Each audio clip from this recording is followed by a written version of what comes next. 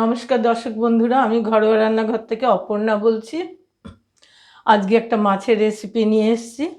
আমি এখানে এই মাছটা নিয়েছি কোরমা করা, মানে কুড়ে নেওয়া চিতল মাছের মুইঠা বানাবো। সেই জন্যে এই মাছটা এইভাবে নিয়েছি একটা বাটিতে। এর মধ্যে খুব সামান্য লবণ প্রথমেই দিয়ে নিলাম, হাফ টিস্পুন হলুদ দিলাম। এবার আমি মশলা নিয়েছি যেগুলো, একটু প্রথমেই গরম মশলা দিলাম, ধনে গুঁড়ো, জিরে গুঁড়ো, আর এটা হচ্ছে একটু সবজি মশলা, সব মশলা মিশিয়ে একটা বানানো, আর একটু কাশ্মীরি লঙ্কার গুঁড়ো দিলাম। এতে আমি আর আলাদা করে লঙ্কা দেব না, যারা ভালোবাসেন লঙ্কা খেতে তারা দিয়ে নেবেন। আর এবার আমি দেব একটু পেঁয়াজ রসুন পেস্ট করাটা একটুখানি দিয়ে নিলাম, সঙ্গে 1 টিস্পুন তেল দিলাম। এবার এই উপকরণগুলো দিয়ে একটু মাখবো ওটাকে।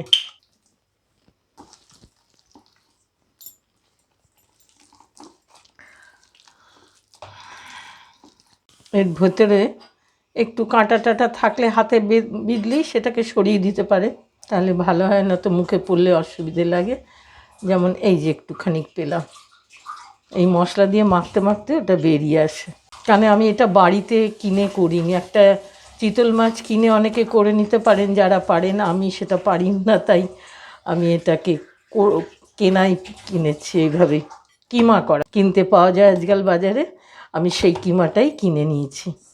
আমি এখানে কড়াইতে জল বসিয়ে দিয়েছি, এই জলটা ফুটবে। দর্শক বন্ধুরা, এবারে হাতে একটু তেল মাখিয়ে নিতে হবে, যাতে এই মুইঠাগুলো বানাতে যেন হাতে চিটে এঁটে না যায়। অনেক সময় এটা বানাতে গেলে সেটে যায়। আমি কিন্তু মুইঠার আকারেই এটা বানাবো, যেমন মুইঠা নামটা এসছে এই মুঠ করে বানানোর জন্যেই মুইঠা। আমি জলের মধ্যে আস্তে করে এগুলো ছেড়ে দেবো এখন, এইভাবে মুঠ করে করে। আপনারা যেমন পারবেন তেমনি শেপও দেওয়া যায়। আমি অরিজিনাল শেপ, এটা বাঙালির বহু পুরনো একটা খাওয়া। চিতল মাছের মুইঠা আজকেও না, আমরা মা ঠাকুমারাও বানিয়েছেন, এখন খুব প্রচলিত হচ্ছে। সকলে সবসময় পাওয়াও যায় না কিমাটা, ওই করে নিতে পারলে ভালো হয়। আমি এইভাবে দিয়ে দিচ্ছি। এইটা জলটা গরম করে আঁচটা কমিয়ে রেখেছি, এই মুইঠাটা দেওয়ার পরে আঁচটা বাড়িয়ে দেবো, ওরা আপনা আপনি ভেসে উঠবে, ততক্ষণ নাড়ার দরকার নেই। সব কটা দিয়ে নিই আগে। আমার সবগুলো দেওয়া হয়ে গেল, এবার এরা ভেসে উঠুক। আমার সমস্ত মুইঠাগুলো দেওয়া হয়ে গেছে, এবার জলটা টকবক করে ফুটে উঠেছে, মুইঠাগুলো আপনা আপনি ভেসে উঠবে, ততক্ষণ অপেক্ষা করতে হবে। এবার মুইঠাগুলো ভেসে ভেসে উঠছে ওপরে, দেখতে পাচ্ছেন তো? এইভাবে এরা আপনা আপনি ভেসে উঠবে। আমি একটু আলতো হাতে নাড়িয়ে দিচ্ছি যাতে সবগুলো ভালো সিদ্ধ হয়। এগুলো সেদ্ধ হলে তারপরে এদের তুলে নেব। হয়ে গেছে, এবার আমি এদের তুলে নেব আস্তে করে।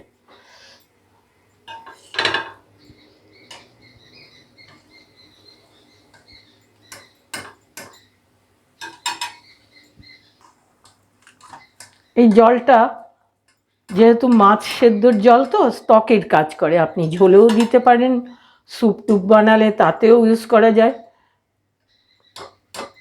টেস্টটা একটু সুন্দর হয়। দর্শক বন্ধুরা, এই যে কি সুন্দর সুসিদ্ধ হয়ে গেছে। এবারে এটাকে আমি রেখে দিলাম। এবার আমি তেল দিচ্ছি মাপ করে। গ্রেভিটা বানানোর আগে আমাকে এইগুলো ভেজে নিতে হবে। এবারে ভেজে নিচ্ছি, তেলটা গরম হোক। তেলটা গরম হয়ে গেছে, এবার আমি আস্তে আস্তে এগুলো ছেড়ে দিই ভাজার জন্য।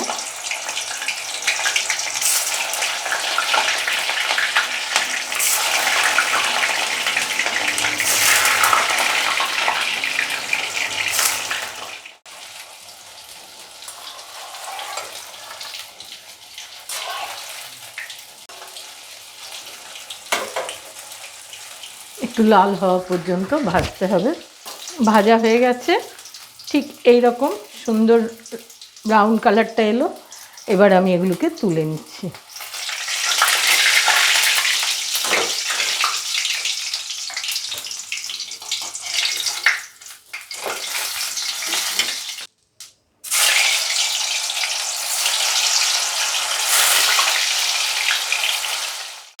নেক্সট ব্যাচটাও দিয়ে দিলাম, এটাও ভাজা করে নিই। আমার এগুলোও ভাজা হয়ে গেছে, তুলে নিলাম।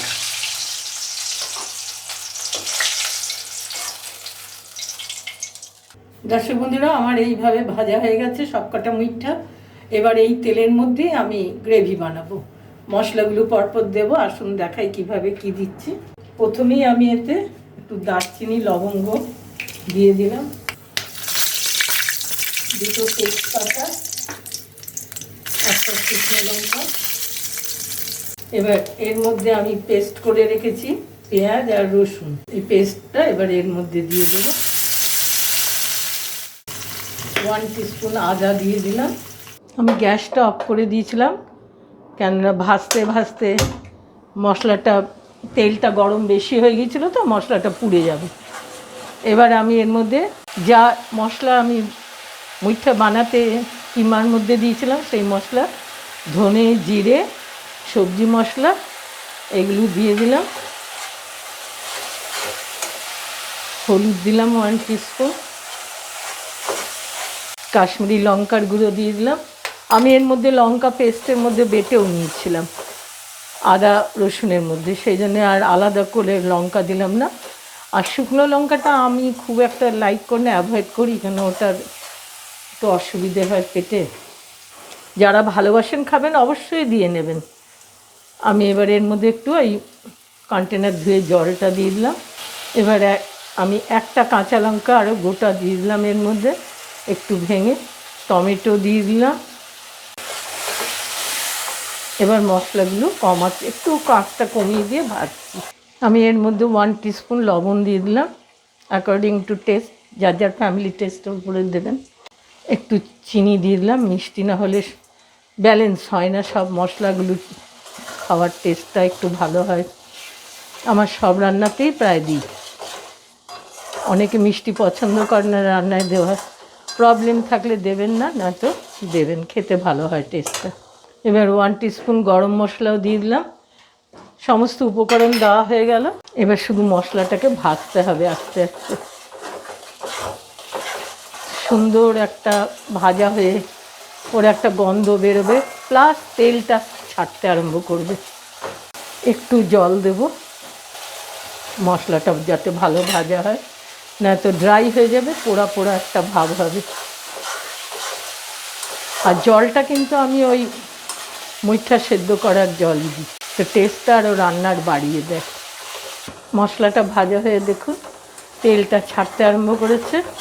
এখন আমি এর মধ্যে মুইঠাগুলো দিয়ে একটু সাঁতলে নেব, খুব হালকা হাতে, একটু নাড়াচাড়া না করলে এর মধ্যে মশলার টেস্টটা যাবে না। এবার আমি সব কটা এর মধ্যে ছেড়ে দিলাম।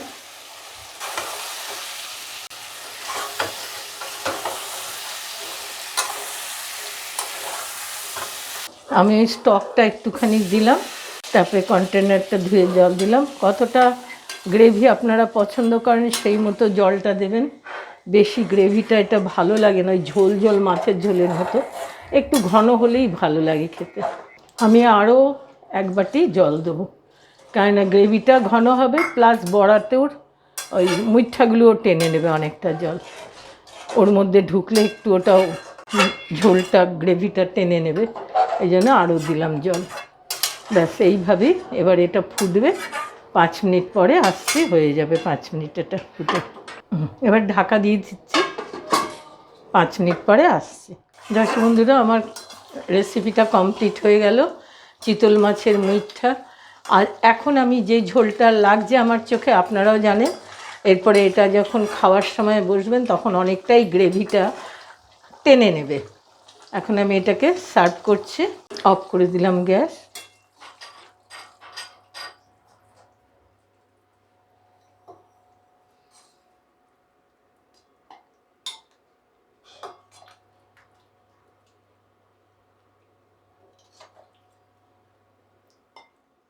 দর্শক বন্ধুরা, আমি চিতল মাছের মুইঠা রেসিপিটা আপনাদের সঙ্গে শেয়ার করলাম। যেভাবে মা ঠাকুমারা বানিয়েছেন খেয়েছি, সেই মতনই বানিয়ে আপনাদের সঙ্গে শেয়ার করলাম। যেভাবে বানালাম বানিয়ে খেয়ে দেবেন, একটা আইটেমেই সবার খাওয়া হয়ে যায়। এতই উপাদেয় জিনিসটা কিন্তু আমরা সময় সাপেক্ষে বানাতে পারি না। আজকে আপনাদের সঙ্গে রেসিপিটা শেয়ার করলাম। ভালো লাগলে লাইক করবেন, নতুন বন্ধুরা বেল আইকনটা টিপবেন, সাবস্ক্রাইব করে অবশ্যই বেল আইকনটা টিপে দেবেন, নিত্য নতুন রান্না যাতে আপনারাও দেখতে পান।